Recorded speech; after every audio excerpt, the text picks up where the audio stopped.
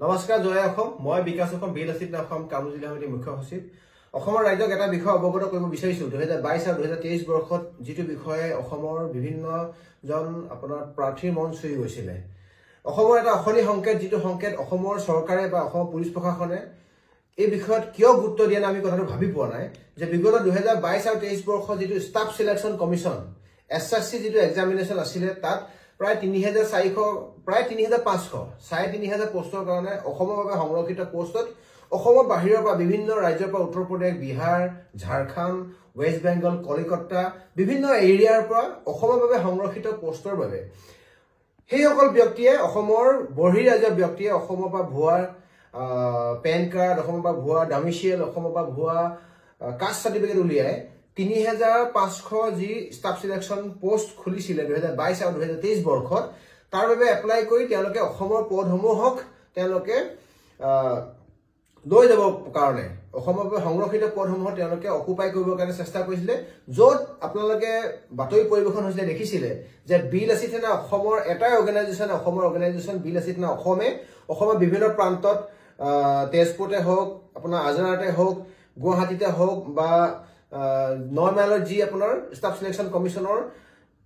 exam পাতিছিলে তেনে বিভিন্ন ইউনিট বা সেন্টাৰত বা এক্সামিনেশন সেন্টাৰত বিল আছিল না অসমে সেই বহিৰাগত ব্যক্তিসকলক ধৰিছিলে হুটপুছ কৰিছিলে অসম পুলিচ প্ৰশাসনৰ হাতত গতাই দিছিলে দুছৰ এছৰ দিছিলে সিধা সিধিকে কৈছো আৰু এতিয়া আমি দেখিছো যে 2022 আৰু 2023 বৰ্ষত 3487টা পোষ্টত তেওঁলোকে এপ্লাই কৰি অসমৰ সেই 1500-1600 পোষ্ট প্ৰত্যেকবাৰে যিমানখিনি চাকৰি ওলাই তাৰ 50% পোষ্ট এই বহিৰাগত আসাম ব্যক্তি অসমৰ দালালি সকলৰ লগত লগ হৈ তেওঁলোকে ভুৱা ডমিচিয়েল ভুৱা পেন কাৰ্ড ভুৱা ওবিসি উলিয়াই তেওঁলোকে ভুৱা ইয়াৰ ৰেসিডেন্সিয়েল সাৰ্টিফিকেট উলিয়াই তেওঁলোকে কি কয় এই পোষ্টবিলাকত এপ্লাই কৰে আৰু এপ্লাই কৰি এই পোষ্টবিলাক ৰিজাৰ্ভ কৰি তেওঁলোকে ইয়াত চাকৰি লৈ পেলাই গুচি যায় গতিকে অসমৰ বাবে সংৰক্ষিত থকা এই পোষ্টবিলাকৰ ক্ষেত্ৰত যি 2022 আৰু 23 বৰ্ষৰ যি বেমেজালি হৈছিল আমি এই বিষয়ত আমি অসমৰ মাননীয় সঞ্চালক প্ৰধান অসম আৰক্ষী জিপি সিং ডাঙৰীয়াক অৱগত কৰিছিলো তাৰোপৰি অসমৰ সন্মানীয় গভৰ্ণৰ গুলাবচন কাটাৰিয়া ডাঙৰীয়াকো তেখেতক আমি অৱগত কৰিছিলো তেওঁলোকে বিষয়টোত হস্তক্ষেপ কৰিছিলে ভাল লাগিছিল কিন্তু বিষয়টো এনেকুৱা ধৰণৰ যে এই বিষয়টো হোৱা পাছতো আকৌ এই ষ্টাফ সিলেকশন কমিশনৰ এতিয়া ৰিসেন্টলি পোষ্ট খুলিছে বা ইন্টাৰভিউ চলি আছে য'ত অসমৰ বিভিন্ন প্ৰান্তত আপোনাৰ তেজপুৰতে হওক বা গুৱাহাটীতে হওক বিভিন্ন প্ৰান্তত সেই বহিৰাগত ব্যক্তি আকৌ অসমৰ দালালি সকলৰ লগত লগ হৈ ভুৱা ডমিচিয়েল ভুৱা পেন কাৰ্ড ভুৱা ওবিসি ভুৱা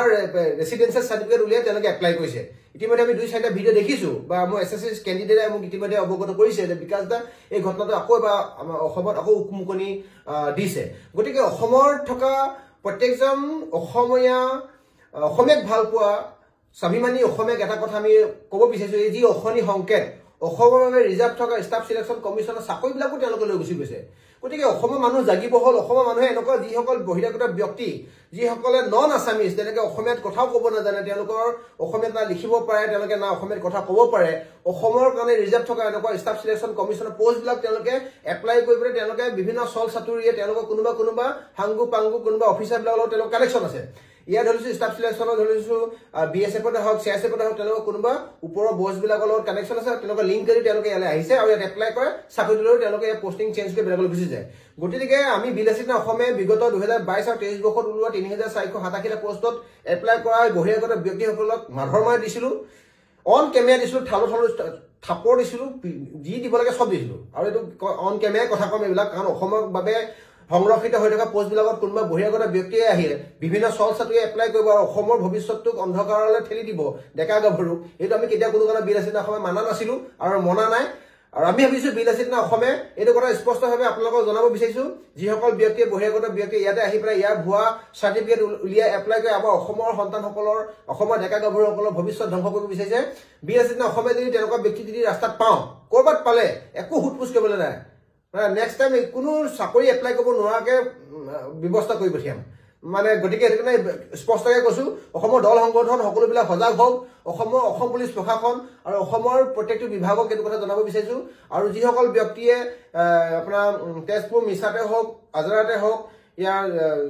9 মাইলতে হওক যিবিলাক চেণ্টাৰত ইতিমধ্যে এসএসসি এক্সামিনেশ্যন চলি আছে এটা একদম হস্তম এটা চুকাৰ দৃষ্টি ৰাখক যাতে কোনো বহিৰাগত ব্যক্তিয়ে অসমলৈ ৰিজাৰ্ভ থকা পোষ্টবিলাক এপ্লাই কৰি লৈ যাব নোৱাৰে আৰু এইটো কেৱল বীৰ লাচিত অসমৰ কৰ্তব্য নহয় এইটো কেৱল অসমীয়া ধৰিছো দল সংগঠনৰ কৰ্তব্য নহয় প্ৰত্যেকজন অসমীয়া কৰ্তব্য হয় যাতে ইয়াত কোনো ইলিগেল নোহোৱাকৈ অসমলৈ ৰিজাৰ্ভ হৈ থকা পোষ্টবিলাকত কেতিয়া কোনো কাৰণত বহিৰাগত ব্যক্তিয়ে যাতে এই অসমৰ দালালিবিলাকৰ যোগেদি ভুৱা ডমিচিয়েল ভুৱা চাৰ্টিফিকেট উলিয়াই পেলাই যাতে আমাৰ অসমৰ সন্তানসকলে যাতে ভৱিষ্যত অন্ধকাৰ কৰিব নোৱাৰে তাৰ বাবে সকলো হস্তম হওক আৰু ইয়াৰ পৰা মই এটা কাটৰ আহ্বান অসমৰ এই পোষ্টবিলাক যে এটা চল চাটিয়া উলিয়াই লৈ গৈছে তাত কিন্তু এই বিষয়টোক লৈ পেলাই প্ৰিণ্ট মিডিয়া হওক ইলেক্ট্ৰনিক মিডিয়া হওক বিভিন্ন মিডিয়া ইয়াত গুৰুত্ব দিয়ক অসমৰ জনসাধাৰণে গুৰুত্ব দিয়ক নহলে কিন্তু অসমৰ ভৱিষ্যত আন্ধাৰলৈতো গৈ আছে আৰু এই ডেকা চাম আহি থকা দিনত শিক্ষিত নিবনুৱা হ'ব নহলে নিবনুৱা হ'ব গতিকে মই এটা অনুৰোধ বীৰ লাচিত অসমৰ তৰফৰ পৰা সম্পূৰ্ণকৈ স্পষ্টভাৱে এটা প্ৰত্যাহ্বান এনেকুৱা ব্যক্তি যদি আমি যদি হাতে লুটে পাওঁ কি অৱস্থা হ'ব তাৰপৰা বাকীখিনি আপোনালোকে জানে বীৰ লাচিত অসমে পালে অসম বিৰোধী যিকোনো শক্তিক অপশক্তি আমি ভাঙি টচ কৰি দিওঁ আৰু এইটো মুখে কোৱা কথা নহয় প্ৰেক্টিকেলি কৰি দেখাম ধন্যবাদ জয় অসম